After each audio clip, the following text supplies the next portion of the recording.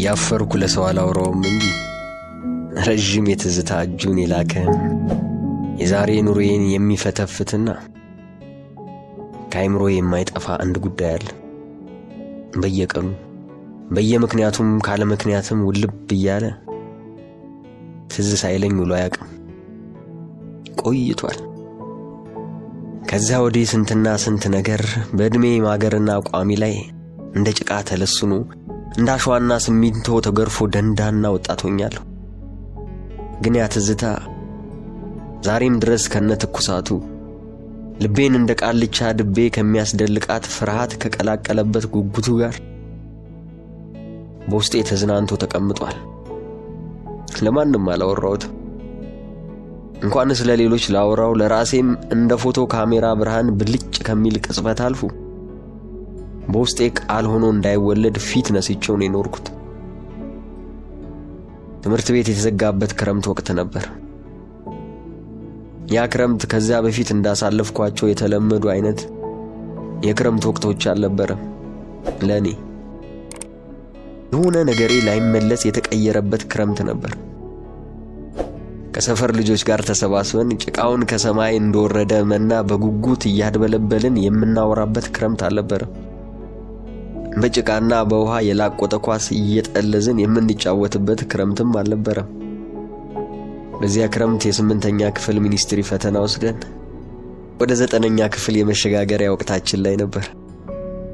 በየክረምቱ የምናቋቁመውና በየዓመቱ እየፈረሰ እንደገና የምንመሰርተውን የእግር ኳስ ቡድን እንኳን እንደገና ለመመስረት ቸል ያልንበት ክረምት ነበር።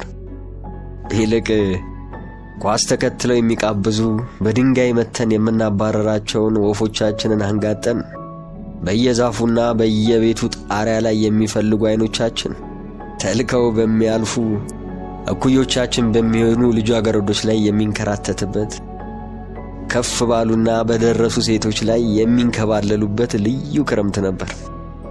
እንዴት ነው ግን 365 ቀናት ይህን ሁሉ ለውጥ ያመጣብን?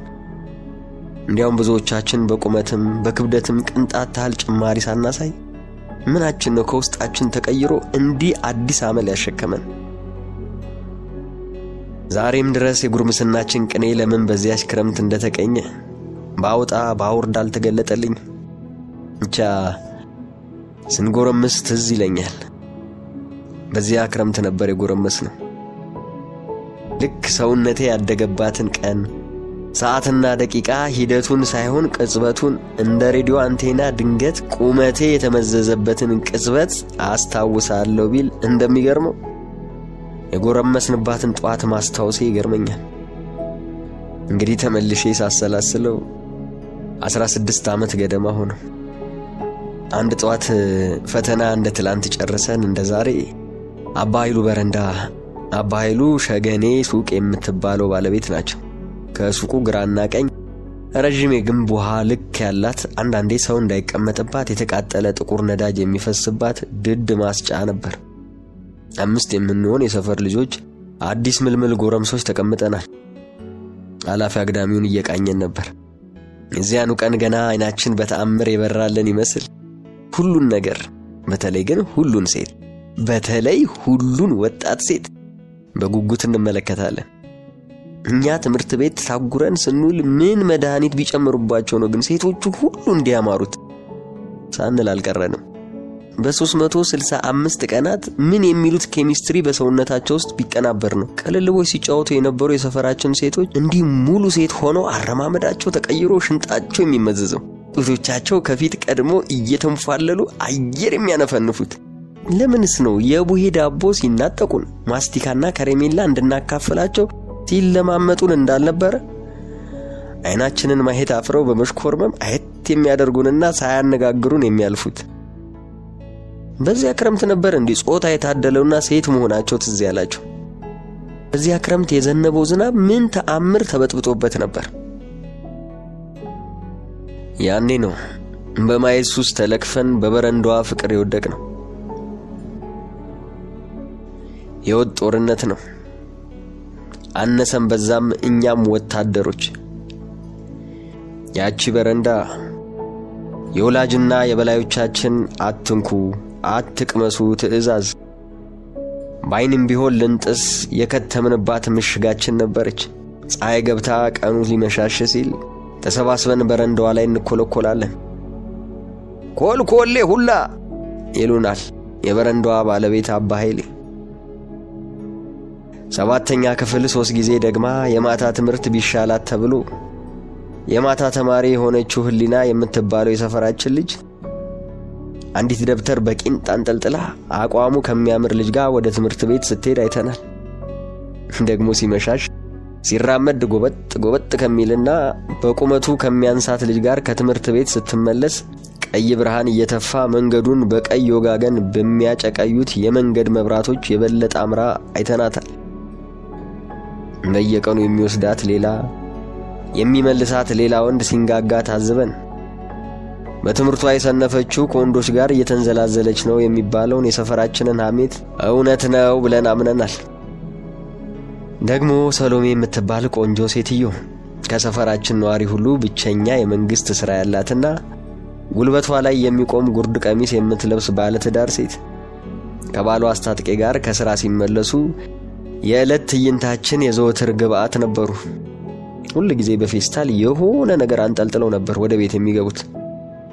ፍቅረኛሞች ከባለ ትዳሮች የሚለዩት ወደ ቤት ሲገቡ አንዳች ነገር በማንጠልጠል ሳይሆን አይቀርም። እኔ ግን የዘወትር የአይኖቼ ረሃብ አንዲት ሴት ነበረች። ፖሊስ ናት። ኢንስፔክተር መንበረ ትባላለች። ለምን እንደሆነ እንጃ ያቺ ሴት ስታልፍ ካላየው ቋጥኝ የሚያህል ድብርት ተጭኖኝ ነበር ወደ ቤት የምገባው። ደግነቱ ከሰፈራችን በላይ ከነበረው 4ኛ ፖሊስ ጣቢያ ልክ 11 ተኩል ሲሆን ወጣ በፈጣን እርምጃ በመንገዱ ማለፉ አይቀርም። የእግሮቿ ፍጥነት፣ ፊቷ ላይ ሁሉ ጊዜ የማይጠፋው ኮስታራነትና ሁልጊዜም ከሩቅ አይኔ ውስጥ ከምትገባበት ርቀት ጀምሮ አልፋን ከአይኔ እስከምትጠፋበት ወደ መታጠፊያዋ ድረስ የመንገዱን ግራ ይዛ ቀጥ ያለ መስመር ተከትላ መራመዷ ተራማጅ ቅርጽ እንጂ ሰው መሆኗን ያጠራጥረኛል። ሁሉ ጊዜ መስመሯን አለመቀየሯ ደግሞ ይገርመኛል። አንዳንዴ ለሕዝብ ተብሎ በተሰራው መንገድ ላይ ለሷ ብቻ ተብሎ ለሌሎች የማይታይ ስውር ቀለም የተሰመረ የሐሳብ ሐዲድ ያለ እስኪመስለኝ እርምጃዋ ዝንፍ አይልም። ሰዎች ሰላም ሲሏት ሁሉ ጊዜም ሰላም የሚሏት ሰዎች ይሽቆጠቆጥላታል። እሷ የእርምጃዋን ፍጥነት የፊቷንም ገጽታ ሳትቀይር እጇን ብቻ በፍጥነት ከፍ አድርጋና አንገቷን ሰበር አድርጋ ታልፋለች። ታዲያ ይህች ሴት እንደ ሰው ቤቷ ሄዳ አድራ የምትመጣ ሳይሆን እንዲሁ በዚሁ እርምጃዋ ይህችኑ መስመር ተከትላ ዓለም ጥግ ድረስ እየተራመደች ዞራ ጧት በዚሁ የምትመለስ ዑደት ነበር የምትመስለኝ። ኢንስፔክተር መንበረ ከብዙዎቹ ከማውቃቸው ሴቶች ረዘም ያለች የፖሊስ ጉርድ ካኪ ቀሚስ አንዳንዴም ሱሪ የምትለብስ ሁለቱም የሚያምርባት ቀጭን ወገብ ላይ ሰፊ ብራማ የብረት ዘለበት ያለው የሸራ ቀበቶ የምትታጠቅ ቀበቶ ላይ በግራ በኩል ሽጉጥ ከነ ማህደሩ የሚንጠለጠልበት ጸጉሯን ጠቅልላ ጀልባ የመሰለች የፖሊስ ኮፍያ ጣል የምታደርግ እድሜዋ ቢበዛ በ20ዎቹ መጨረሻ አሊያም 30 የሚሆናት ሴት ነበረች። መርማሪ ናት ይላሉ። ለምን እንደሆነ እንጃ የእግሮቿን ጥርት ያለ ጠይምነትና የፖሊስ ዩኒፎርሟን ንጽህና ስመለከት ያውም ከነማዕረግና ከነሽጉጧ የፖሊስ ልብስ መልበሷን እያየው እንኳን ለኔ ግን ነርስ ትመስለኛለች። የምትመረምረው በሽተኞችን ይመስለኛል። እሷን ማየት ነበር ሱሴ። የሁላችንም ቤተሰቦች እዚያች በረንዳ ላይ መሰብሰባችንን አይወዱትም። ሄዱና የአባ ኃይሌን በረንዳ አሙቁ እያሉ ይነጫነጩብናል። በተለይ የኔ እናት ተጎርሙሶ ተሞቷል፣ የማንንም ዱርዬና ሌባ መሰብሰቢያ በረንዳ ላይ መሄድህን ተው ብያለሁ፣ ኋላ አንዲት ነገር ሰማና ውርድ ከራሴ ትለኛለች። መልስ አልሰጣት። ሲመሻሽ ከጓደኞቼ ጋር እዛው ነኝ። የሱቋ ባለቤት አባ ኃይሌ አጭር ክብ የቴክሳስ ኮፍያ የሚደፉና ባለቀጭን ጥለት ነጠላ የማይለያቸው ኮስታራ ሽማግሌ ናቸው። ኮስታራ ብቻ ሳይሆን ነጭናጫም ጭምር ናቸው። ወርቃማ እጀታ ያላትን የምታምር ከዘራቸውን ክንዳቸው ላይ እንጠልጥለው ሁሉ ጊዜ አይመረኮዙባትም። የሱቋን ዙሪያ ይቃኛሉ። በተለይ ከጎረቤት ጋር የምታዋስነውን ድንበር በጥንቃቄ የሚመረምሯት። በዚሁ ድንበር ብዙ ዓመታት ፍርድ ቤት ተመላልሰዋል። ጉቦ ሰጥተው ነው ያሸነፉት እንጂ ሱቁ የተሰራበት ግማሽ ቦታ ጭምር የቀመም ሻጩ ጎረቤታቸው የጋሼ ውበቱ ድንበር ነበር እየተባለ ይታማሉ። አረ በሕግ አምላክ ወዲያ ሄዱልኝ እናንተ ልጆች እንዴ! በሩ ላይ ተቆልኩላችሁ ገበያተኛው በየት በኩል አልፎ ይገበያይ ይላሉ። ድምጻቸው ከዚያች አጭር ሰውነታቸው የሚወጣ አይመስልም። አስገምጋሚ ነው። ለዓይናቸው አይወዱንም። ወዲያው ከፊታቸው ዞር እንልና በቀጣዩ ቀን ግን እዚያው ነን። በረንዳቸው ላይ መቀመጣችንን እንደማይወዱት እናውቃለን።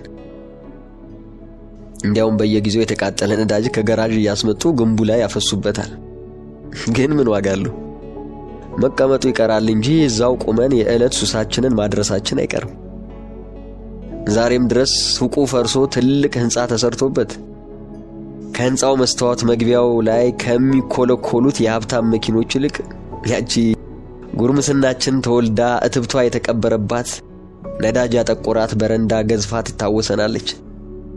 ዛሬ ወደ ሕንጻው ጎራ ከሚሉት በመዋቢያና በውድ አልባሳቶች ከተሽቀረቀሩ ሀብታምና ውብ ሴቶች ይልቅ ያኔ የሻይ ቅጠልና ቡና ሊገዙ ከመንደሮቹ ውስጥ ወደ ሸገኔ ሱቅ ብቅ የሚሉት የተፈጥሮ ለዛቸው ከዕድሜ ትኩሳታቸው ጋር ከሩቅ የሚጠራ ወጣት ሴቶች ትዝ ይሉኛል።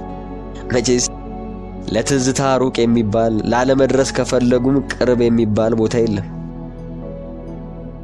አንድ ምሽት እንደ ልማዳችን አባ ኃይሌ በረንዳ ላይ ተኮልኩለን የባጤ ቆጡን እናወራለን። እያወራን የሌሎችን እንጃ፣ እኔ ግን ባይኔ ኢንስፔክተር መንበረን እጠብቃለሁ። ቀኑን ሙሉ የክረምት የማይባል ኃይለኛ ጠራራ ፀሐይ ወጥቶ ስለነበር የተቀመጥንበት ግንብ እንደወትሮ አይቀዘቅዝም።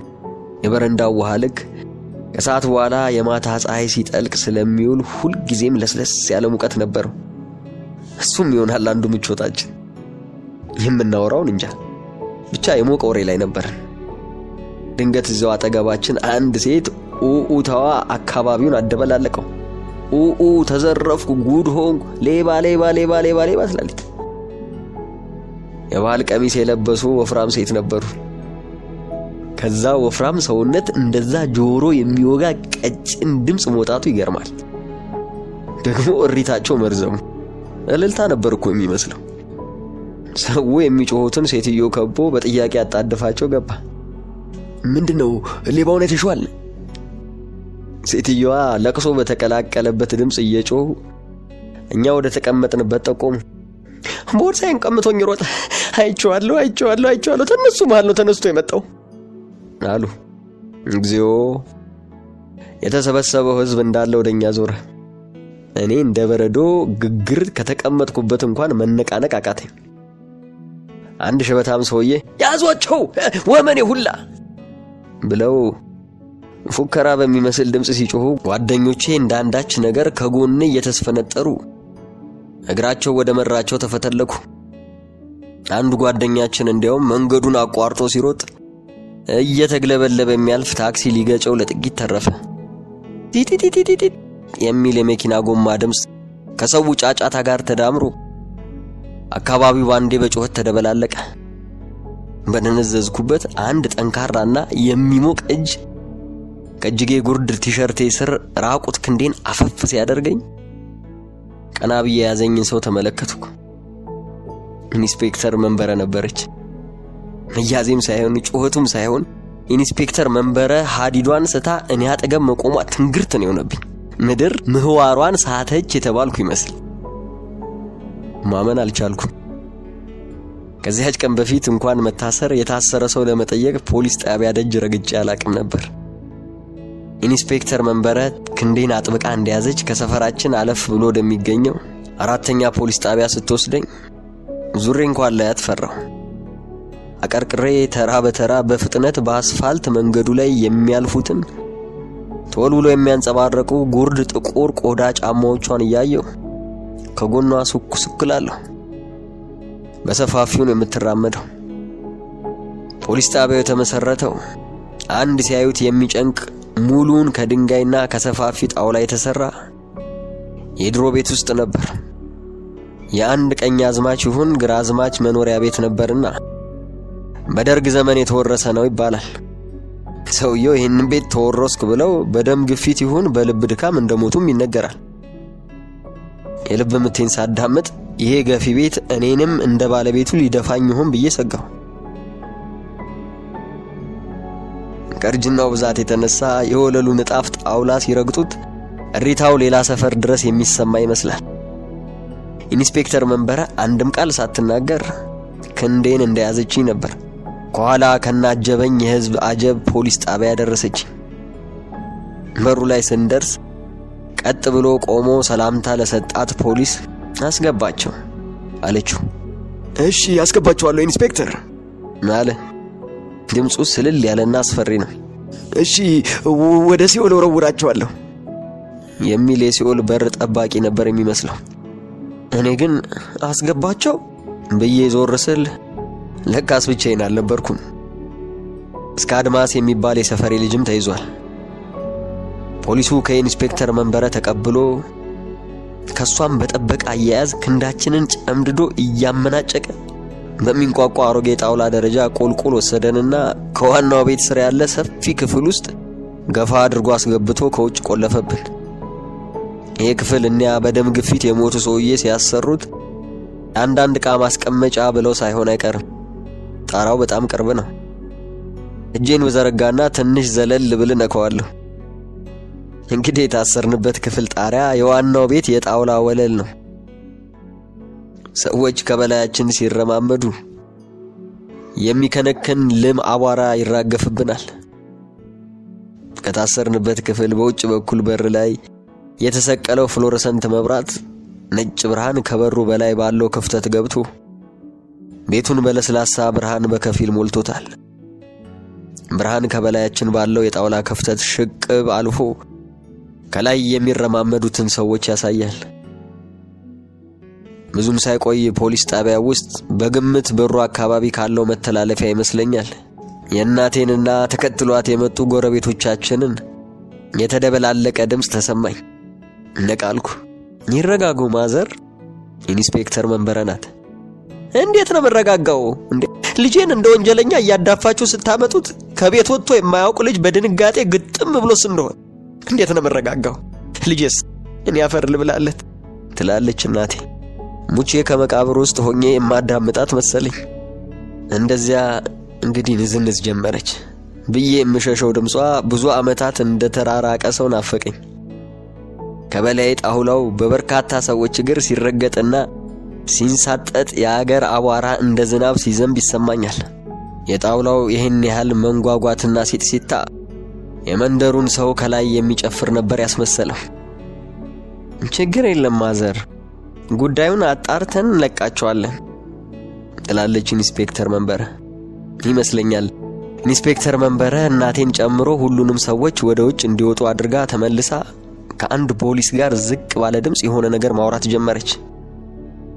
የምትለውን መስማት አልቻልኩም። ለማዳመጥ ጓጉቼ ከበላይ ወዳለው የጣውላ ሽንቁር ጠጋ ብዬ ቆምኩና ሽቅብ በሽንቁሩ አይኔን ሰደድኩት። ፈጽሞ ያላሰብኩት ነገር ነበር የጠበቀኝ። ኢንስፔክተር መንበረ ጥርት ያሉ ጠይም እግሮች እስከ ታፏ ጥግ ከበላይ ቆሟል።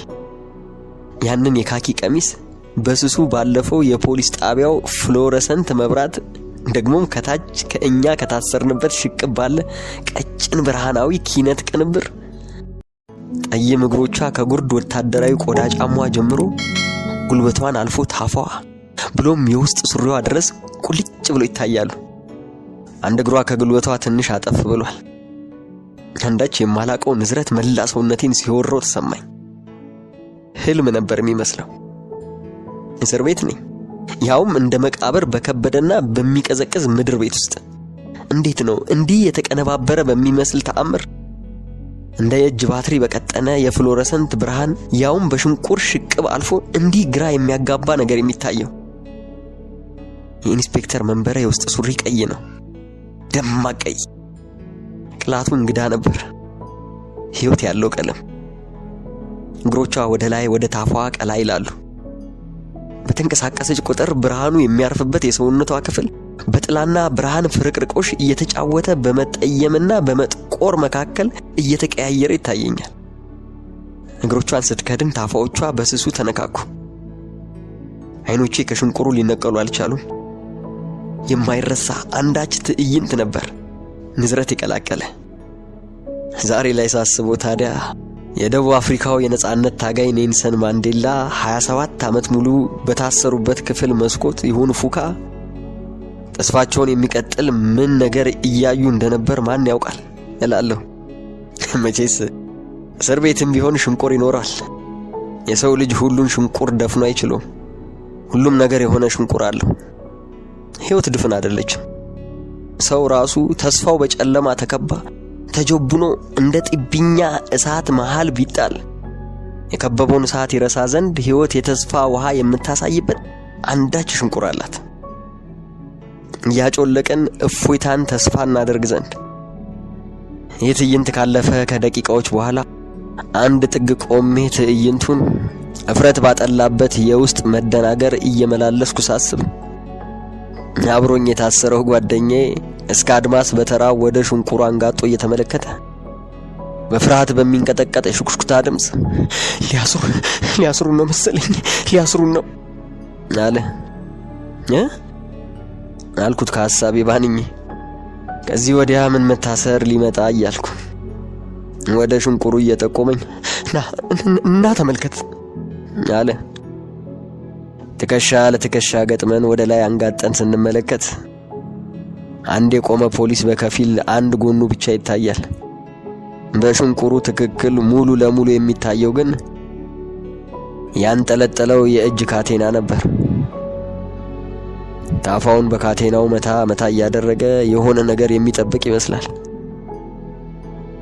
ለምን እንደሆነ እንጃ አልፈራውም። አንድ ከተማችን ውስጥ መንገድ ለመንገድ እየዞረ ወንጌል የሚሰብክ ጎልማሳ ነበር ድንገት ወደ አእምሮ የመጣው። አንድ ቀን በመነበብ ብዛት የተጎሳቆለውን ባለ ጥቁር ሽፋን መጽሐፍ ቅዱስ ወደ ላይ ከፍ አድርጎ ሄድ ወደዛ መናፍቅ የሚሉት ሰዎች መሃል እንደቆመ ወገኖቼ ይህ ቃል ሽንቁር ነው፣ መስኮት ነው፣ ነገ ይገለጽ ዘንድ ያለውን ዓለም በከፊል የምናይበት ሽንቁር፣ ሲኦልም ገነትም በዚህ ሽንቁር ካልሆነ አታዩትም። አትፍሩ፣ ወደ መስኮቱ ተጠጉ፣ አይኖቻችሁንም ግለጡ እያለ የጮኸው ነገር የዛ ሰው ንግግር ድንገት ዛሬ እንዲህ በጨለማ የተገለጠልኝን ያህል ደግሞም የማይታይ በማየቴ ሽው ከሚልብኝ የመቀሰፍ ፍርሃት በላይ ቅዱስ ሆኜ እስር ቤት ውስጥ የተወረወርኩ አይነት እንዲያው እዚህ ከጎኔ በፍርሃት ከሚርበደበደው ልጅ ጋር ጮህ ብለን ብንዘምር የእስር ቤቱ በር በተአምር እንደሚከፈት አይነት ውስጤን አንዳች ንጹህ ደስታ ሲሞላኝ ይሰማኝ ነበር። የዚያን ቀን የተባለውን እንጃ ብቻ በዛው ምሽት ተፈተን ወደ ቤታችን ሄድን። ተፈቶ መመለስ ይሏል ጎረቤቱ። ይህን የሥጋ መንከላወስ ከፖሊስ ጣቢያ ወደ ቤት ማዝገም። ለእኔ ግን ጉዳዩ ሌላ ነበር። ታስሬ ነበር የተመለስኩት። የሴት ልጅ ሰውነት በዚያ ልክ ተጋልጦ ሳይ የመጀመሪያዬ ነበር። ለስንት ዓመት ይሆን ከዚያ በኋላ ኢንስፔክተር መንበረን ለማየት አይቼም ከተሸፋፈነ ሷነቷ ስር በድብቅ ትዕይንቴ የተገለጠው አይኔ የፖሊስ ዩኒፎርሟን ሰርስሮ እነዚያን እግሮችን ሲያይ የኖረው አላውቅም። ሱሪ ስትለብስ ቀሚስ ብቻ ራቁት እግሮቿን በአንዳች ተአምር ማየት እችል ነበር። ከፖሊስ ጣቢያ ስንፈታ የመንደሩን ልጅ በሙሉ ዋስ ሆነው የሴትዮዋን ጠፋ የተባለ ብር ከፍሎ ያስፈቱን አባ ኃይሌ ናቸው ሲባል ገረመኝ። ታዲያ በገደብ ነበር። ከዚያች ቀን ጀምሮ እዚያች በረንዳ ድርሽ ላንል ማስጠንቀቂያ ተሰጥቶ። ሰውየው ፖለቲከኛ ነገር ናቸው። መሄጃቸው አይታወቅም። ተዘረፉ ካለችው ሴትዮ ጀምሮ አጠቃላይ ግርግሩ ከዛች የበረንዳ እርስታችን እኛን ለመንቀል በራሳቸው የተቀነባበት ድራማ እንደሆነስ ምን ይታወቃል? መቼስ በእያንዳንዱ የተንኮል ድራማ ውስጥ ለትውልዱ የሚተርፍ ሽንቁር ይፈጠራል። ጦሱ ለኔ ተረፈኝ። በረንዳው ከተከለከለ ምን አደርጋለሁ?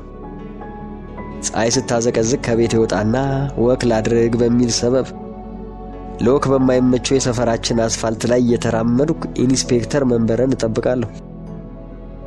ሸቀጡን አንስቶ ወደ ቤት በሚሮጠው ነጋዴ፣ ከስራ በሚመለሰው የቀን ሰራተኛ ሙሉ ቀን ሲጓዝ ውሎ የጫነውን ሸቀጥ ለሰው በሚያራግፈው እምክምክ በሚሸት መኪና መሃል እየተሽሎኮለኩ ጠብቃታለሁ።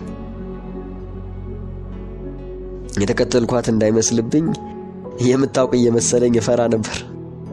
በምፈልገው ልክ ለማየት በሚያስደስተኝ ርቀት እየተከተልኳት የከተማው ዋና አደባባይ ላይ ስትደርስ እመለሳለሁ። አንዳንዴ ከአደባባዩ ጀምርና ከምትመጣበት ተቃራኒ አቅጣጫ እኔ ብቻ በሚገባኝ ስሌት በተሰላ ግጥምጥሞሽ ፊት ለፊት እስክንተላለፍ የማየትና የማግኘት እድል ገጥሞኛል። ግን ቀና ብዬ ላያት እፈራለሁ። ካለፈች በኋላም ወደ ኋላ ዞሬ አላያት። ዞሬ ሳያት እሷም ዞራ ምን ፈለክ የምትለኝ ይመስለኛል። ማን ያምናል? ወደ 1 ዓመት ለሚጠጋ ጊዜ ተከተልኳት ቢባል። አረማመዷ ፈጣን ስለነበር አንዳንዴ ርቀቴን ለማስተካከል ሩጥ ይለኛል። መንገዱን የሞላው የራሴ ሰፈር ሰው ነው።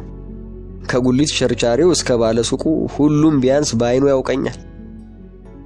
አንዱ በማያገባው ገብቶ ምን ነው ትሮጣለህ ቢለኝ ምን እላለሁ እያልኩ ምናምን ከተሸከመ ሰው ወደ ቤቱ ከሚጣደፈው ሰራተኛ ጋር ላለመጋጨት እየተጠነቀቅኩ ስከተላት ኖርኩ። አንዳንዴ ሆን ብዬ ጠብቄ እሷ አጠገቤ ስትደርስ የአንዱን ምስኪን ላብ አደር አፍንጫ ሰብሬ እንድታሳስረኝ የተመኘሁበት ጊዜም ነበር። ሱቅ ጠባቂ ብትሆን ባለ ሱቅ ማስቲካ አለ በሚል ሰበብ በየቀኑ በሚያስኬድ ደንበኝነት እየሄድኩ አያታለሁ። ፖሊስ ጣቢያ ምን ተብሎ ይኬዳል? ብዙ እመኛለሁ። ነገር የማያጡ ጎረቤቶቻችን መሰዳደብ ሲጀምሩ ጠቡ ተባብሶ ፖሊስ ጣቢያ በሄዱ እያልኩ። መቼስ ጎረቤት ተከትሎ መሄድ ወግ ነው። ምን አለ እኔስ የምስክርነት ወጉ ቢደርሰኝ። ደግሞ ለክፋቱ እንደዚያ በዶሮ ነሽ በልጅ ነሽ ከዱላ ቀረሽ ስድድብ እስከ መፈነካከት የሚደርሱ ጎረቤቶቻችን ምን መልአክ እንደተጠጋቸው እንጃ። በዚህ ዓመት ፍቅር በፍቅር ሆኖ ለአንድም ሰው ሳልተነፍስ ስከተላት ኖሬ አንድ ቀን ሮብ ቀን ነበር ቀኑ። ኢንስፔክተር መንበረ በመንገዱ ላይ ሳታልፍ ቀረች።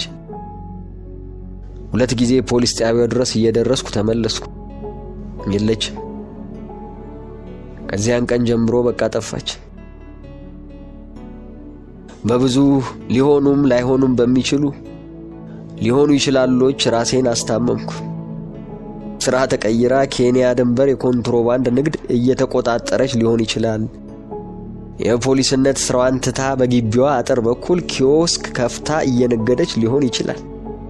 የሚከታተለኝ ሰው አለ ብላ መንገድ ቀይራ ሊሆን ይችላል። ፊት ባልሰጠውም አግብታስ ሊሆን አይችልም የሚል ሐሳቡ ልብ ይሉብኛል። ቢሆንም ፀሐይ ስታዘቀዝቅ አስቤ የሚሆን በአጋጣሚ እዚያ መንገድ ላይ ከተገኘው አይኔ ፍለጋውን አያቆምም ነበር። ከዓመታት በኋላ አደግኩ፣ በሰልኩ። ያለፈ ዘመኔን ድርጊት የሚመዝን አዋቂነት ላይ ደረስኩ በሚል እምነት የኢንስፔክተር መንበረን ስከተል መኖሬ ቂላቂልነት ነበር ብዬ ደመደምኩ። ትልቁ እኔ ትንሹ እኔን ለሰራው የቂል ሥራ ገሰጽኩ። ተራይ ልጅነት ቂላቂልነት። ግን ቂላቂልነቴ ብልጣብልጥ ግሳጼ ውስጥ ተዳፍኖ በሕይወት እንደነበር የገባኝ ወዲያው ነበር። አንድ ቅዳሜ ቀን እንጃ ወዴት እየሄድኩ እንደነበር። ብዙ ጊዜ ታክሲ የምጠቀመው አክስቴ ቤት ስሄድ ስለሆነ ወደዚያ እየሄድኩ ሳይሆን አይቀርም።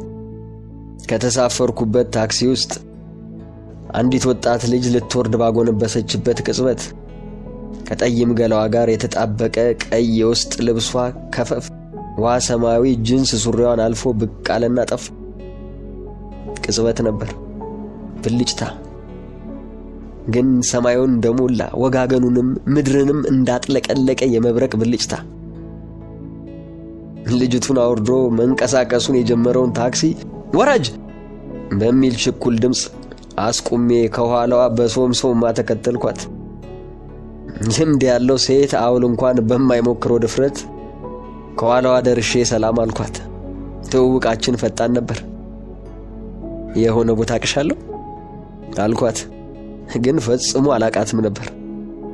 ታውቀኝ ይሆናል፣ እኔም ባይን አውቃለሁ። ኧረ እባክሽ የት?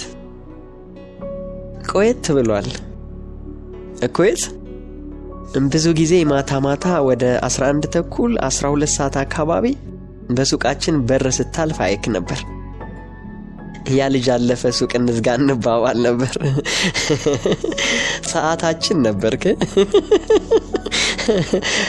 ብላ በሳቅ ተፍለቀለቀች። አያለው ሲሉ መታየትም ነበር ለካ። አሁን ግን ጠፍተሃል፣ አትታይም።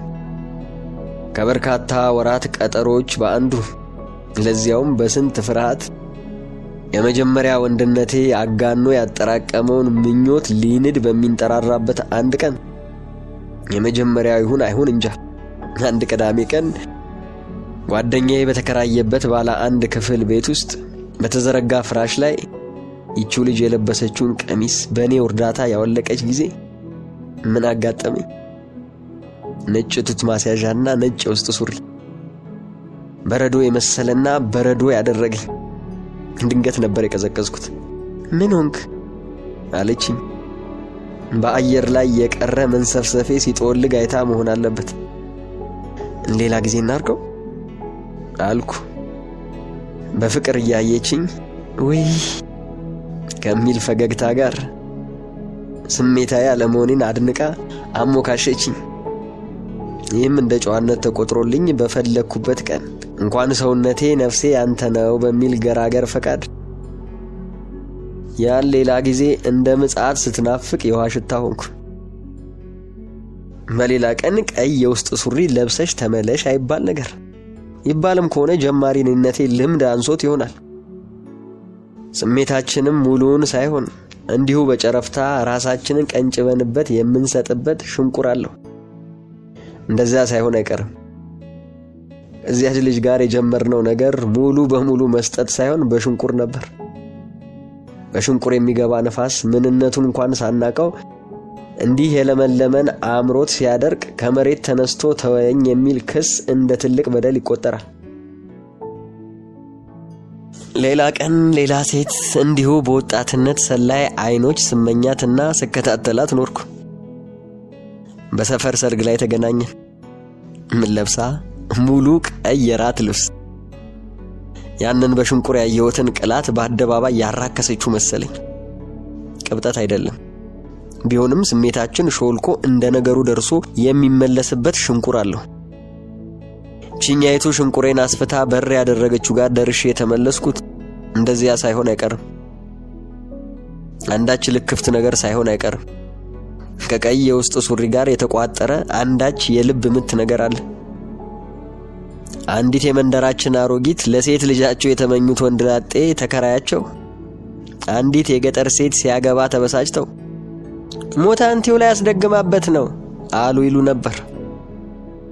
ያኔ ያስቀኝ ነበር።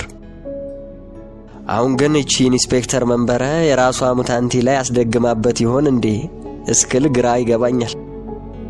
ግን ማሊያው ብላዛ ላይ ታስደግማለች። ካስደገመች አገር የሚያየው ተከሻዋ ላይ ያለ ማዕረግ ላይ ኮጎባ የሚሻጥ ሽጉጧ ላይ አይሻልም ነበር? እንዲህና እንዲያስባለሁ። ሳስባት ልቤ ይደልቃል። ዘወትር እንደሚደልቀው አይነት የልብ ምት አይደለም፣ ስልት ያለው የልብ ምት። ያንን ትንፋሽ የሚያሳጥር ያንን ንዝረት የሚለቅ ትዝታ ስንት ቦታ ስንት ንስቶች ላይ ፈለኩት። የለም፣ አልነበረም። ኢንስፔክተር መንበረ ሂድ ተፈታሃል ብላ ወደ ሰፊው ዓለም በፖሊስ ጣቢያው ሽንቁር ስትልከኝ አእምሮ ውስጥ ግን ኃይለኛ ብርሃንና ሙቀት የሚያሾልክ አንዳች ቀዳዳ ሳይፈጠርብኝ አልቀረም። እንግዲህ ነፃነት ምንድነው? የነፍስን ሽንቁር መድፈን አይደለምን? የጎን አጥንት ሲባልስ የጎን ሽንቁር አይደለም ማን አለ?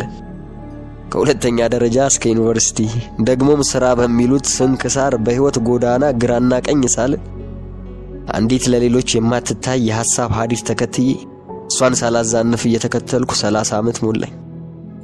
ሴቶቹ ብዙ፣ ወሬው ብዙ፣ መልኩ ብዙ፣ አጋጣሚው ብዙ፣ መገናኛው ብዙ፣ መለያያው ግን ብዙ የሚመስል አንድ አእምሮዬ ውስጥ የተሰነቀረ ቀለም ነበር። ቀይ ቀለም